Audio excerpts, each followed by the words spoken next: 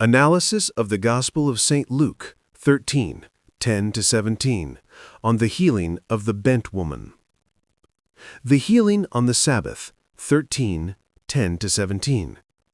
This passage is a powerful lesson from Jesus about the priority of the human person and the primacy of love and mercy over strict adherence to the law. 1. The characters and the context. Jesus, the healer and teacher. He is teaching in the synagogue, a place of prayer and study of the law. His action is spontaneous and compassionate. Upon seeing the woman, he calls her. He does not wait for her to ask for help. The bent woman, the oppressed. She had been ill for 18 years, unable to straighten herself, which symbolizes a state of prostration, sadness, or an inability to look up to heaven, to God, and others directly. Jesus identifies her as daughter of Abraham, a title that highlights her dignity and her belonging to God's people despite her condition. The synagogue leader, the representative of the law.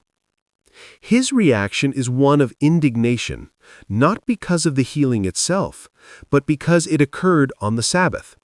His criticism is not directed at Jesus directly, but at the crowd, citing the law that prohibits work on the Sabbath.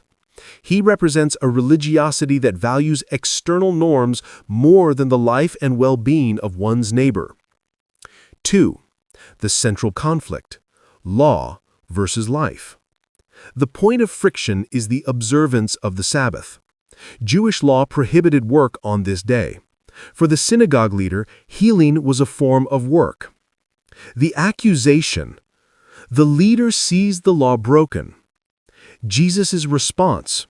Jesus unmasks the hypocrisy by using a simple logical argument. If it is lawful to untie an ox or a donkey, an animal, and lead it to drink on the Sabbath, how much more lawful is it to free a human being, daughter of Abraham, from her suffering on that very day? Jesus emphasizes that the woman was bound by Satan, elevating the act of healing to an act of spiritual liberation. The theological and spiritual significance. Liberation, straightening up. The woman's act of straightening up immediately has a profound meaning. It is the restoration of her human dignity and the ability to lift her gaze to glorify God. Physical healing becomes spiritual salvation. The Sabbath is for man. Jesus reaffirms that